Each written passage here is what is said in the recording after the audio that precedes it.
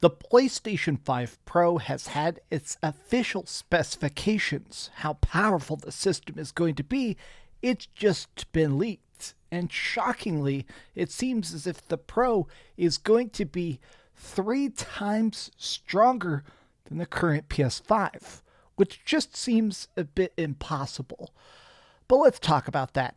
Hi, I'm DreamcastGuy, and I hope you're having a good day. If you could, give this video a like and subscribe if you haven't already. So, this was originally leaked this morning, and to be honest, I didn't report on it initially because it just seemed too outlandish. The numbers were so big, so crazy, that I just thought that it was completely false, but more people are chiming in and confirming it's actually legit. So this is from Tom Henderson over at Insider Gaming, confirming that the fact that the specifications are correct and it is coming this year. So it seems like we're probably going to get a reveal of the system itself here in the next couple months, but the guy who initially broke the story is a YouTube channel called Moore's Law, and a lot of people initially were saying, no way, this has got to be fake. People are being like, hey, this is definitely just too freaking out there.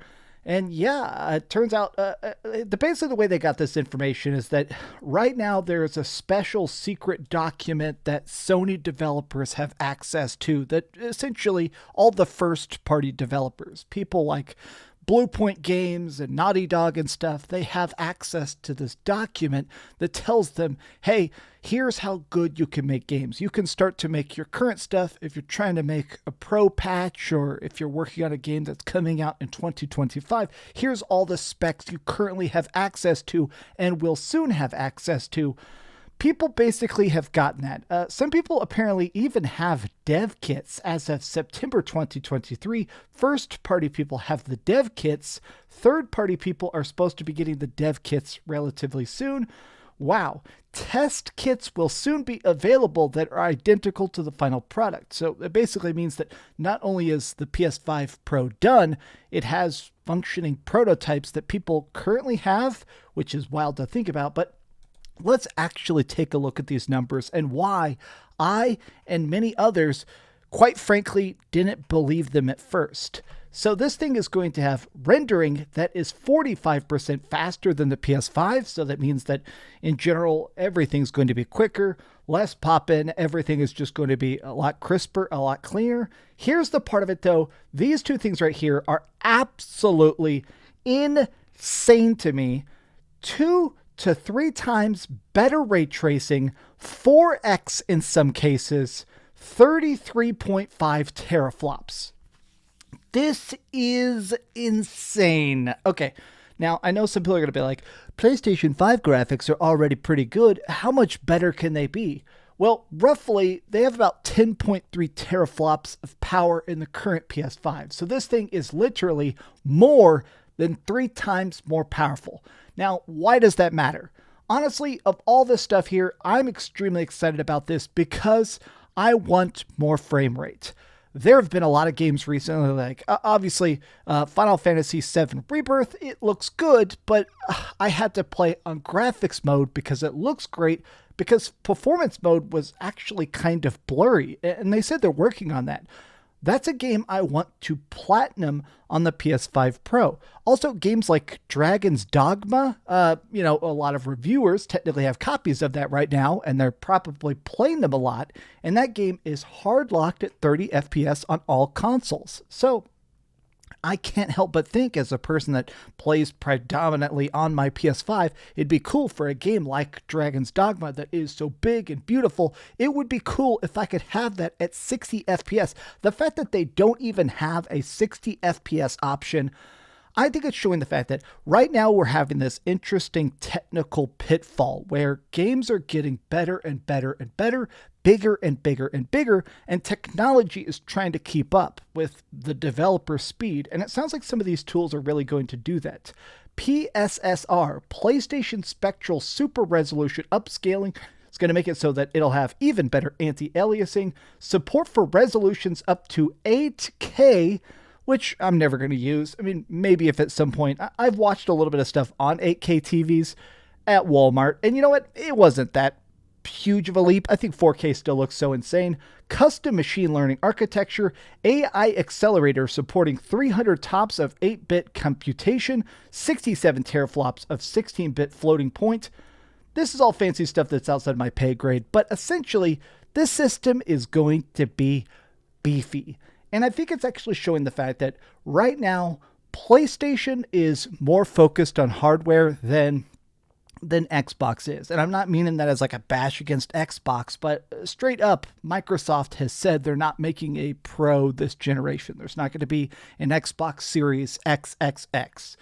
So it sounds like PlayStation is trying to future-proof themselves. Sony is making way more games than Xbox. I think they're trying to basically say, hey, please keep treating us as the default console. Currently, the PlayStation is drastically outselling the Xbox. And again, I'm not saying that as some sort of weird attack against Microsoft or Xbot people, whatever. I'm saying that because I think that Sony is afraid of losing that lead. And I think they're even more afraid of losing how big that lead is. There's a lot of raw numbers about the fact that apparently the PlayStation is outselling the Xbox 2 or even 3-1 in a lot of different regions. And I think that PlayStation is afraid of those numbers slowing down. I think this is their effort to get some people to double dip, maybe get people that have a PS5 already to upgrade to the Pro, easy extra money. But additionally, I do think this is their effort to keep saying, hey, come to us first. Even if you're just playing Madden and FIFA and Call of Duty, we're still the place that you should begin at when it comes to console gaming. We'll see if this experiment actually pays off, but honestly, these numbers are incredibly exciting to me, especially because I'm curious to see what comes out on it. Now, an interesting tidbit here is it sounds like they are talking maybe about pushing the release date.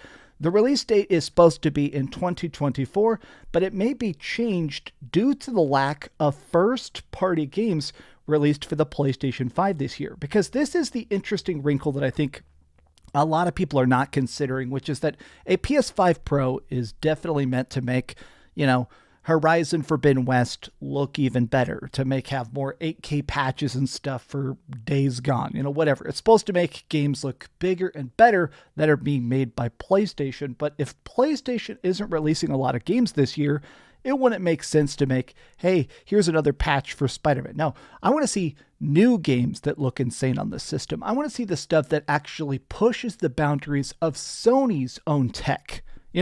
What is PlayStation doing on the PlayStation? That's what I'm most curious about. And the lack of games this year, there is still stuff. Third-party developers, obviously, we have games like Helldivers 2, which are insanely fun. Not first-party, but it is an exclusive. I'm curious about the first-party games. I'm curious about the stuff, not just Rise of Ronin. I want to see what they actually crank out. I think it's probably going to get released this year because releasing a console in the holidays is definitely much more successful. But if we see it in early 2025, I'm still deadly curious about it. But what do you guys think? Are you excited about the PlayStation 5 Pro? Or in the comment section, I have noticed a lot of people saying, boo, new tech, boo, I don't want a new system yet. And fair enough, but tell me your thoughts in the comments down below. And if you enjoyed this video, be sure to give it a like, subscribe if you haven't already, and please keep dreaming. By the way, my favorite bodybuilder is this guy named Wesley Vissers. This is his merch. I'm wearing it. He's competing in the UK right now, so nobody knows what the hell I'm talking about. But Wesley Vissers, his motto is stay golden. So I'm going to say that. Stay golden. He's been losing for years, and now he's been winning recently. I love him. Go. Nobody cares. Anyways, you guys rock. Like the video. Thanks so much for watching that video. If you want to see something else, you can always click this link to see what I put up last, or, subscribe and see what's coming up next. Also, I promise that whatever I do, it'll try not to suck.